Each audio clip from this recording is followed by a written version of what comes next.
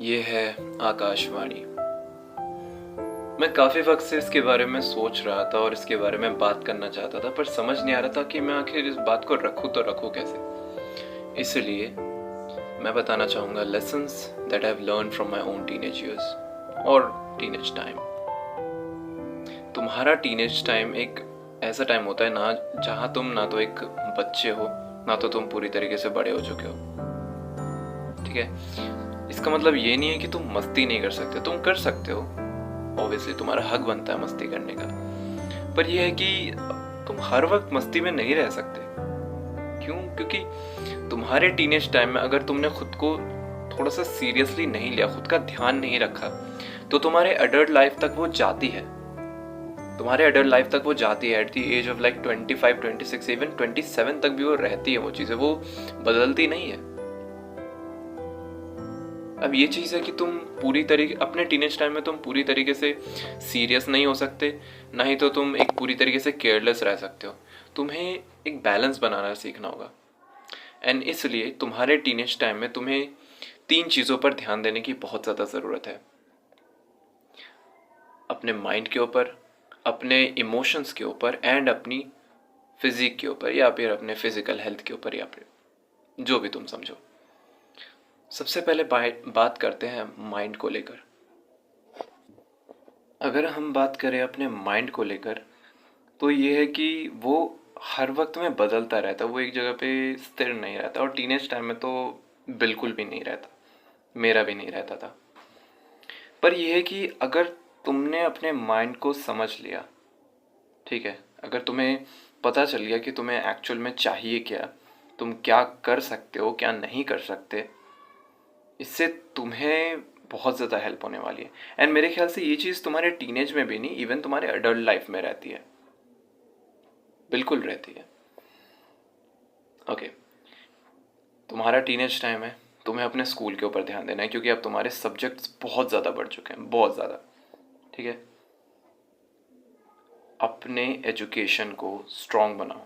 ठीक है, बट अभी अगर मैं बोलूँ कि मुझे अगर कोई सब्जेक्ट पढ़ने का मौका मिलता उस वक्त में, एक नहीं दो, तो वो होगा साइकोलॉजी एंड फिलोसॉफी। मैं तुम्हें बता नहीं सकता कि ये दोनों सब्जेक्ट इन दोनों को पढ़ने के बाद मेरे बिगिनिंग ऑफ द 20s में, या फिर यूँ कह लो 18, व्हेन आई वाज 18 और समथिंग, इन दोनों ने मुझे चेंज कर दिया। May be not completely, but kind of मैं खुद को फील कर सकता था।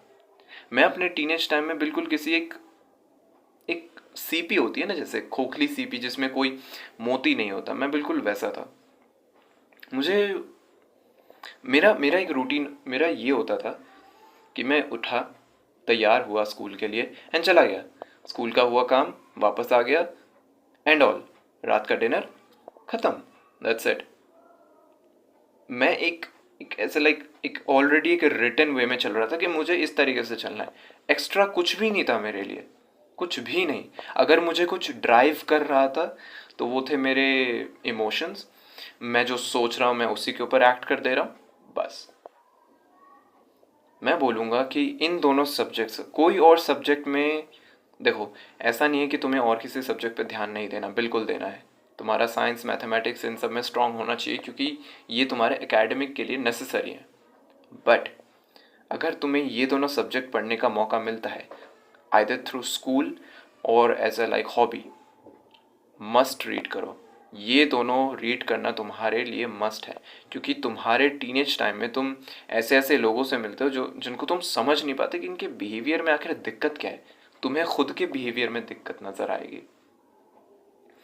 एंड इसी वजह से साइकोलॉजी एंड फिलोसॉफी ये तुम्हारे टीनेज टाइम में होना मस्ट है। अपना नॉलेज इंक्रीज करो, जितना हो सके उतना नॉलेज इंक्रीज करो। और ओके, तुम्हें ये चीज़ अच्छे से पता है कि तुम्हारे टीनेज टाइम में तुम्हारा इमोशन किस रोलर कोस्टर में चल रहा होता है। वो कभी कभी इतना ज़्यादा खुश होता है कि मतलब दुनिया में तुमसे ज़्यादा खुशी इंसान कोई और है नहीं। एंड देन तुम इतने बुरी तरीके से उदास होते हो कि तुमसे दुखदाई इस दुनिया में और कोई है नहीं। तुम्हारे साथ जो चीज़ें बुरी हो रही है वो और किसी और के साथ हो भी नहीं सकती। ठीक है, इसलिए अपने इमोशंस को समझना सीखो, उन्हें कंट्रोल करना नहीं, उन्हें समझना सीखो, ठीक है। इसके लिए तुम इमोशनल इंटेलिजेंस, अपना इमोशनल इंटेलिजेंस इंक्रीज करो, उसके बारे में समझो। थर्ड आ जाता है तुम्हारा फिजिकल हेल्थ। तुम्हारा माइंड एंड तुम्हारे इमोशंस कितने अच्छे स्टेट में है वो इसी चीज़ पर डिपेंड करते हैं कि तुम्हारा फिजिकल हेल्थ कैसा है। अगर तुम्हारा फिजिकल हेल्थ ही ख़राब है तो तुम्हारे माइंड और इमोशंस तो ऐसे ही बेकार महसूस होने वाले, तुम बहुत बेकार महसूस करने वाले हो, ठीक है। तुम्हारा मील क्लियर रहना चाहिए, ठीक है। एंड मोस्टली उसमें घर का खाना होना चाहिए। घर के खाने से मेरा मतलब ये नहीं कि तुम उसमें डीप फ्राइड चीज़ें खा रहे हो, मे बी कभी कभार खा सकते हो, लाइक मंथ में 2 या 3 बार या फिर शायद 2 बार ज़्यादा से ज़्यादा, बट ऐसे खाने खाओ जिनमें कैलोरीज हाई हो। नेक्स्ट आता है तुम्हारा स्लीप। तुम्हारा स्लीप स्ट्रॉन्ग होना बहुत ज़्यादा ज़रूरी होता है। तुम्हें टीनेज टाइम में एटलीस्ट तुम्हारा 7 से 8 घंटे की नींद तो होनी ही होनी चाहिए। रात को जल्दी सो जाओ, अपना जो भी पढ़ाई है नॉल है उसको ख़त्म करके एटलीस्ट 11 साढ़े 11 बजे तक सो जाओ।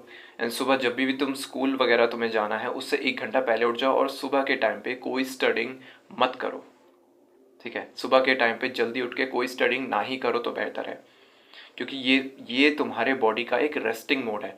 क्लीन खाने के बाद तुम्हारा ढंग का सोना बहुत ज़्यादा नेसेसरी होता है। तीसरी चीज़ आती है वर्कआउट, जो कि फिज़िकल हेल्थ में तुम्हारा काउंट होगा। एंड वर्कआउट से मैं ये बोलूँगा कि इसे मॉर्निंग में तो, अर्ली मॉर्निंग में तो बिल्कुल भी मत करो, ठीक है। जस्ट लाइक कि तुम्हें सुबह जल्दी उठकर, जल्दी इन द सेंस कि 5-6 बजे उठकर नहीं, सुबह के टाइम पे तो वर्कआउट ना ही करो तो बेहतर है। उसे इवनिंग टाइम में करो, like around 5 to 6 o'clock। Workout में कुछ भी आ सकता है, तुम कोई गेम खेल सकते हो, तुम पुशअप्स कर सकते हो, पुलअप्स कर सकते हो, स्क्वाट्स कर सकते हो, ठीक है, जो जिससे तुम्हारी बॉडी एक्टिव रहे। क्योंकि इस वक्त में तुम्हारा hormone, and girls and boys के लिए दोनों है, तुम्हारा टेस्टोस्टेरोन एंड तुम्हारा एस्ट्रोजन, वो कितने ज़्यादा बेटर वे में काम करेगा वो इसी पर ही है कि तुम्हारा फिजिकल हेल्थ कितना अच्छा रहेगा।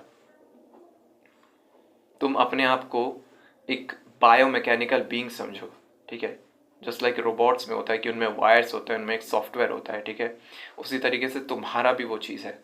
तो उस चीज़ को जितना तुम मेंटेन करके रख सकते हो, ये तुम्हारे लिए बहुत ज़्यादा बेनिफिशियल होगा। ओके, अपने mental, emotional and physical health के ऊपर भी पूरी तरीके से ध्यान देने के बाद भी ये ज़रूरी नहीं कि तुम्हारे टीनेज ईयर्स लाइक ऑसम जाने वाले हैं। तुम अप्स एंड डाउन्स फेस करने वाले हो। तुम्हारे स्कूल लाइफ से हो सकता है, तुम्हारे फ्रेंड्स से हो सकता है, तुम्हारे पेरेंट्स से रिलेटेड हो सकता है कि तुम अप्स एंड डाउन्स फेस करो। But if you are in your teenage years, try to make it the best time of your life, क्योंकि ये तुम्हारे एडल्ट टाइम को शेप अप करते हैं। सो अगर तुम्हें ये वीडियो और मेरी बातें अच्छी लगी हो तो चैनल को सब्सक्राइब करो, नोटिफिकेशन ऑन करो, लाइक करो, शेयर करो, एंड सुनते रहो आकाश वाणी।